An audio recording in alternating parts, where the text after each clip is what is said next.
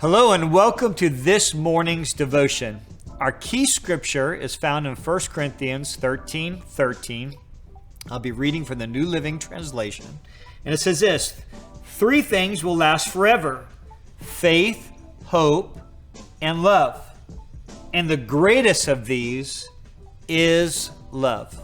Now, we talked about yesterday about faith and hope, and we're not here to throw those 2 things away. They are very, very important.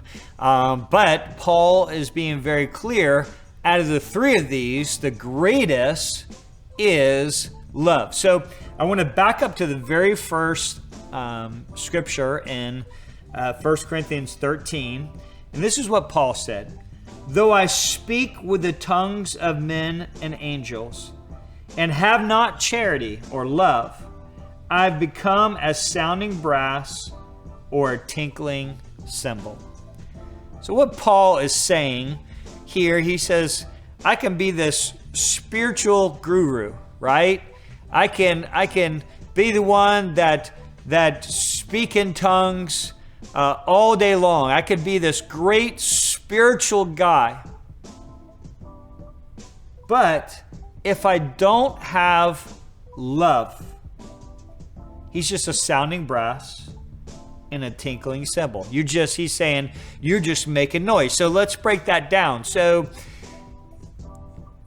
those super quote unquote spiritual people that you see always praying, you're like, oh man, they must have an incredible relationship with God. But then on the flip side, you see that same person with a nasty attitude. You see that same person that is treating somebody unkindly. You see that same person that is at the workplace and is not showing kindness or love or treating somebody with mercy and grace, right? And Paul is just saying, those type of people, you're just making noise in the prayer room. You can speak in tongues all you want. You can be this super spiritual person you want, but if you're not showing love, you're just noisy.